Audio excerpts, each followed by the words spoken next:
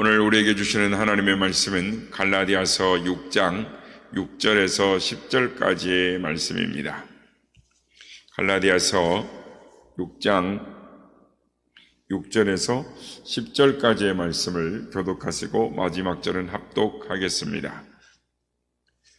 가르침을 받는 자는 말씀을 가르치는 자와 모든 좋은 것을 함께 하라. 스스로 속이지 말라. 하나님은 업신여김을 받지 아니하시나니 사람이 무엇으로 심든지 그대로 거두리라. 자기의 육체를 위하여 심는 자는 육체로부터 썩어질 것을 거두고 성령을 위하여 심는 자는 성령으로부터 영생을 거두리라. 우리가 선을 행하되 낙심하지 말지니 포기하지 아니하면 때가 이름에 거두리라. 다 같이요. 그러므로 우리는 귀에 있는 대로 모든 이에게 착한 일을 하되 더욱 믿음의 가정들에게 할지니라. 아멘. 할렐루야. 우리 예배 가운데 함께 하신 주님을 찬양합니다. 그리고 새벽을 깨워 기도의 향연으로 나오신 그리고 또 유튜브로 함께 하시는 모든 성도님들께 하나님의 은혜와 평강이 함께 하시기를 기원드립니다. 오늘은 심은 대로 거둔다라는 말씀으로 은혜를 나누고자 합니다. 이 땅은 정직하기 때문에 농부가 무엇을 심든지 그대로 거두는 것입니다. 그래서 콩을 심으면 콩이 나고 팥을 심으면 팥을 나는 것입니다. 우리의 인생사도 예외는 아닙니다. 우리가 무엇을 심든지 우리는 그것을 거두게 되어 있습니다. 그러므로 저는 이 세상에 확실한 진리 가운데 하나, 그것은 콩 심은 데 콩 나고 팥 심은 데 팥 난다라는 말씀같이 확실한 진리가 없다라고 생각을 합니다. 미국의 16대 대통령이 되었던 에브라임 링컨은 꽃이 있어야 될 자리에 엉겅퀴가 있으면 비판하고 원망하지 말고 그 엉겅퀴를 뽑고 꽃을 심어라. 왜냐하면 원망이나 불평 대신 꽃을 심는 자가 꽃의 열매를 얻을 수 있기 때문이다 라고 말을 했습니다. 그렇습니다. 심는 자가 이기게 되어 있습니다. 그런데 많은 사람들이 심지도 않고 거두기를 원한다든지 혹은 엉뚱한 것을 심어놓고 다른 것을 얻기 구하는 경우들이 있습니다. 그러나 이것은 비이성적인 행동인 것입니다. 왜냐하면 사람은 무엇이든지 심어야 거둘 수 있고 나아가서 올바른 것을 심어야 올바른 것을 거둘 수 있기 때문인 것입니다. 그렇다면 여러분, 신앙이라는 것은 이 말씀에 비춰서 보면 무엇일까요? 신앙이란 한마디로 올바른 것을 심고 올바른 것을 거두는 행위이다라고 생각을 하는 것입니다. 우리가 단기적으로는 한 달 전에 심은 것을 우리가 거둘 수 있습니다. 또는 장기적으로는 1년 전에 심은 것을 거둘 수 있죠. 좀 더 크게 본다면 10년 전에 심은 것을 오늘 우리가 거두고 있다라고 말할 수가 있는 것입니다. 그러면 누가 거두게 되는 것일까요? 그것은 바로 지금 심는 자가 거두는 것입니다. 그렇다면 무엇을 심어야 하겠습니까? 오늘에는 두 가지의 말씀을 통해서 은혜를 나누고자 하는 것입니다. 첫 번째로 우리가 심어야 할 것은 말씀을 심어야 하는 것입니다. 오늘 보면 7절 말씀입니다. 스스로 속이지 말라. 하나님은 업신여김을 받지 아니하나니 사람이 무엇으로 심든지 그대로 거두리라 라고 말씀합니다. 그렇습니다. 말씀을 심어야 말씀의 열매를 거두게 되어 있습니다. 우리가 오늘 예수님을 믿는 것은 누군가가 우리에게 말씀을 심었기 때문에 우리가 믿는 것입니다. 로마서 10장 17절 말씀 보면 그러므로 믿음은 들음에서 나며 들음은 그리스도의 말씀으로 말미암았느니라 라고 말씀을 하시고 로마서 10장 14절 말씀을 보면 그런즉 그들이 믿지 아니하는 일을 어찌 부르리요 듣지도 못한 일을 어찌 믿으리요 전파하는 자가 없이 어찌 들으리요 라고 말씀을 하는 것입니다. 그래서 디모데후서 4장 2절에 보면 너는 말씀을 따라 말씀을 전파하라. 때를 얻든지 못 얻든지 항상 힘쓰라라고 바울 사도는 말을 하고 있는 것입니다. 믿든지 안 믿든지 그것은 듣는 자의 몫이고 우리는 무조건 전파하고 전도해야 한다라는 것입니다. 여러 가지 이유로 전도를 아니하면 결국은 구원이라든가 믿음이라든가 또는 회개라든가 이런 것들은 아예 존재하지 않는 것입니다. 왜냐하면 심어야 거두기 때문인 것입니다. 따라서 복음을 전해야 들을 수 있고 들어야 복음을 믿을 수 있기 때문에 사도 바울은 전력을 다하여 때를 얻든지 못 얻든지 전도하라 라고 우리에게 권면하고 있는 것입니다. 예를 들면 해외 선교를 가보면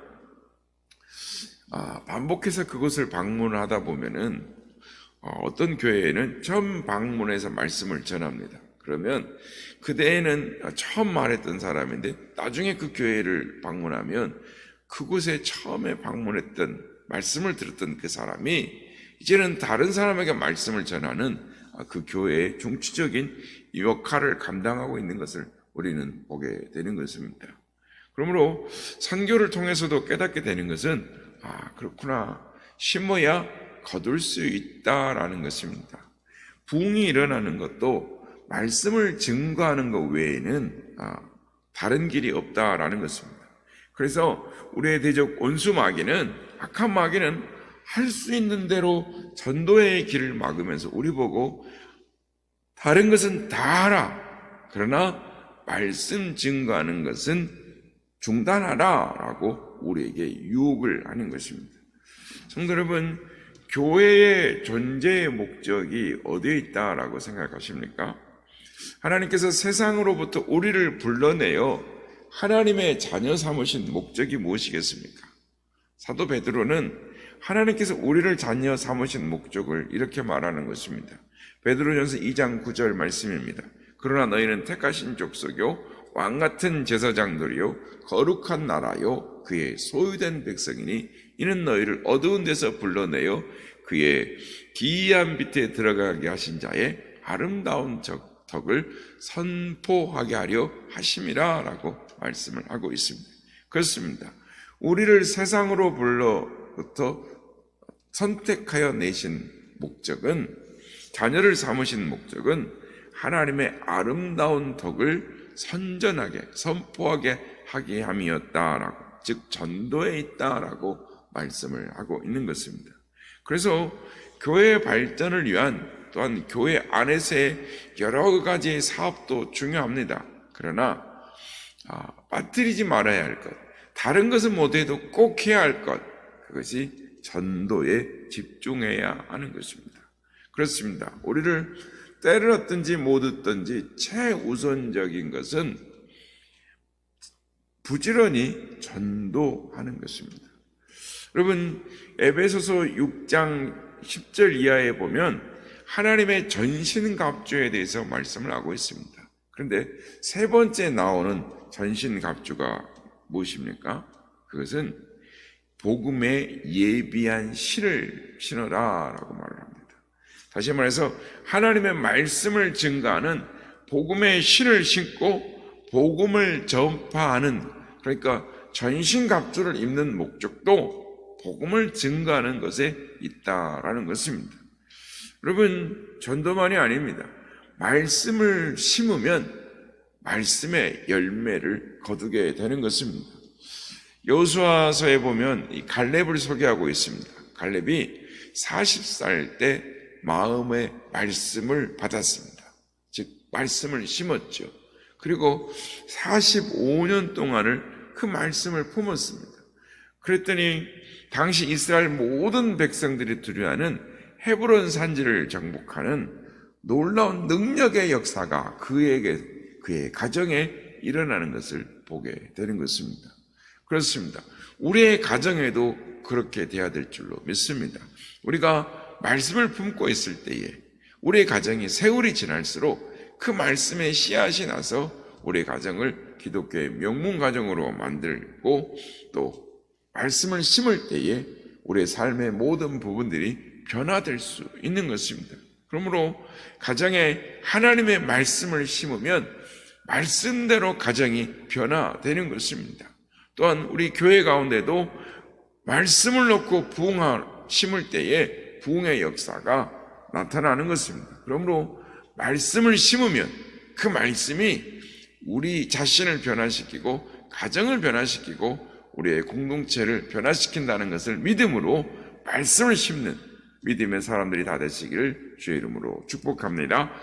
두 번째는 우리가 심어야 할 것이 있습니다. 그것이 무엇이겠습니까? 말씀이 나왔으면 기도를 심어야 하는 것입니다. 빌립보서 4장 6절 7절 말씀은 아무것도 염려하지 말고 오직 모든 일에 기도와 간구로 너희 구할 것을 감사함으로 하나님께 아뢰라. 그리하면 모든 지각에 뛰어난 하나님의 평강이 그리스도 예수 안에서 너의 마음과 생각을 지키시리라 라고 말씀을 합니다. 그리고 야고보서 5장 16절에도 의인의 간구는 역사하는 힘이 많으니라 라고 말씀을 하는 것입니다. 이 말씀의 의미가 무엇입니까? 기도가 일을 한다라는 것입니다. 그렇습니다. 기도를 열심히 심어야 기도의 열매를 맺는 것입니다. 우리가 드린 기도는 하나도 땅에 떨어지지 않는 것입니다. 그러므로 기도가 일을 하는 것입니다. 그래서 기도로 일을 하는 사람은 정말 위대한 사람인 것입니다. 많은 사람들이 자기가 혼자 뛰고 자기 힘으로 일을 한다라고 생각을 합니다. 그러나 기도와 함께 일하는 사람만큼 강력한 사람이 없는 것입니다. 그럼에도 불구하고 오늘날 그리스도인들은 영적 조급증에 빠져 있습니다.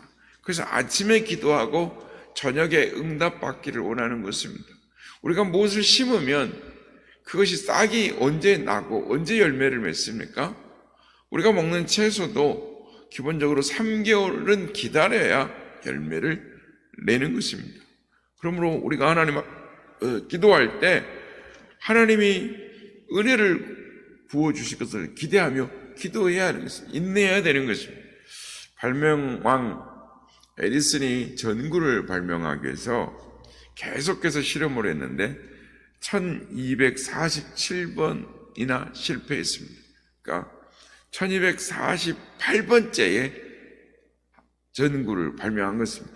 에디슨이 계속 실패하면서 이 일이 하나님의 뜻이고 사람들에게 유익한 것이라면 저에게 힘을 주십시오라고 기도하면서 이 일을 했습니다. 그래서 그가 심혈을 기울여서 거듭거듭 하나님 앞에 기도하며 인내하며 기다렸던 결과 1897년 10월 21일 드디어 백열전구가 이 땅에 태어났던 것입니다. 그래서 신문들이 토마스 에디슨의 천재성에 대해서 특별을 했습니다. 그럴 때 토마스 에디슨이 이렇게 말합니다. 천재란 2%의 영광과 98%의 노력에 의해서 이루어진다라는 것입니다. 무슨 말입니까? 기도에는 정직한 노력과 땀과 인내가 수반된다라는 것입니다. 우리는 기도하면서 인내해야 한다는 것을 잊어버리고 사는 것입니다. 그래서 금방 포기하고 금방 낭망하는 것입니다. 그러나 기도하면 반드시 열매를 맺습니다. 기도하면 변화되는 것입니다. 우리가 대부분 사람들이 변화되지 않는다, 변화될 수 없다라고 생각을 합니다. 그래서 지도자를 세울 때 좋은 사람을 세워야 한다라고 생각합니다. 그리고 기도를 합니다. 그러나 우리가 보면 어떻습니까? 좋은 사람이 세워지던가요? 아니, 어떤 때는 선한 사람을 만나지 못한 경우도 많이 있고 또는 어떤 만남은 나를 넘어뜨리려고 하는 만남을 만날 때도 있는 것입니다. 그러나 계속해서 기도해 보십시오. 그러면 반드시 기도하면 열매를 맺게 되어 있습니다. 변화가 이루어지게 되어 있습니다. 합력하여 선을 이루게 되는 그런 체험을 하게 되는 것입니다. 그렇습니다. 기도는 사실 만사를 변화시키는 것입니다. 그러므로 연약한 자가 있다면 기도해야 합니다. 기도하면 반드시 하나님은 그를 능력 있는 자로 세워주시는 것입니다. 우리 삶에 고난이 올 수 있습니다. 그런데 기도해보면 그 고난이 축복으로 변화될 수 있습니다. 아픔이 있을 수 있습니다. 그러나 그것을 기도해보면 그 아픔을 통해서 우리가 더 성숙해지는 것을 경험하게 되는 것입니다. 이것이 바로 신앙의 기적이요, 교회의 기적이요, 기도의 열매라고 할 수 있는 것입니다. 그러므로 하나님 앞에 기도로 말미암아 교회만이 할 수 있는 그 신앙의 기적을 체험하는 우리 모두가 되어야 될 줄로 믿습니다. 말씀을 맺겠습니다. 오늘날 교회에서 점점 사라지는 진리 두 가지가 있습니다. 그것은 진리의 말씀이 사라져 간다라는 것입니다. 기도의 능력에 대한 확신도 점점 사라져 가고 있다라는 것입니다. 그러므로 우리는 하나님의 말씀을 의지하여 믿음으로 더욱 말씀을 심고 기도를 더 많이 심음으로써 그 열매를 반드시 맺는 우리 모두가 되어야 될 줄로 믿습니다. 심으면 심은 대로 변화되는 것입니다. 내 자신이 먼저 변화되고, 가정이 변화되고, 공동체가 변화되고, 내가 사는 도시가 변화되고, 또한 나라가 변화되는 것입니다. 그러므로 오늘도 하나님의 약속의 말씀을 믿고, 심은 대로 거두는 것을 믿고, 오늘도 하나님의 말씀을 심고 믿음으로 심는 그런 기도를 심는 신실한 하나님의 사람들로 승리하는 삶을 살아가시는 우리 모두가 되시기를 예수님의 이름으로 축복합니다.